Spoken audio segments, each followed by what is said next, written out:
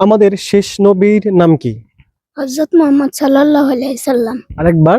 হযরত মুহাম্মদ সাল্লাল্লাহু আলাইহি সাল্লাম। মাশাআল্লাহ, সঠিক। আচ্ছা, তারপর তোমার জন্য প্রশ্ন হচ্ছে,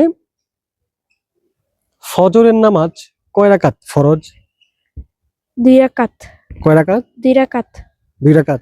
জি। আচ্ছা, তুমি কি পড়ো প্রতিদিন? জি। মাশাআল্লাহ। আচ্ছা, তারপর তোমার জন্য প্রশ্ন হচ্ছে, আরবি হরফ মোট কয়টি? 29টি। 29টি। জি। তুমি কনফার্ম? জি। সঠিক।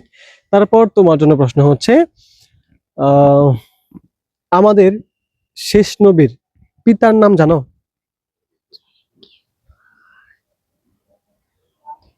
আমাদের শেষ নবীর পিতার নাম কি? অপশন দিব? আচ্ছা, আসাদুল্লাহ নাকি আব্দুল্লাহ? আব্দুল্লাহ। আব্দুল্লাহ। জি। মাশাআল্লাহ, উত্তরটি সঠিক।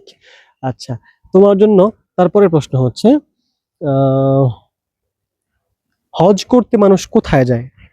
মক্কায়। শুধু মক্কায় জি। নাকি মক্কা মদিনায়? মক্কায়। মক্কা মদিনায়। মক্কা মদিনায়। আচ্ছা, উত্তরটি সঠিক। তারপর তোমার জন্য প্রশ্ন হচ্ছে, আসমান এবং জমিনে একমাত্র কে শ্রেষ্ঠ? আসমান জমিনে।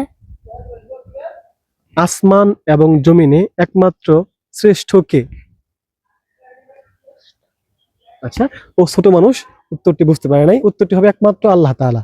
আসমান এবং জমিন একমাত্র আল্লাহ তাআলাই শ্রেষ্ঠ।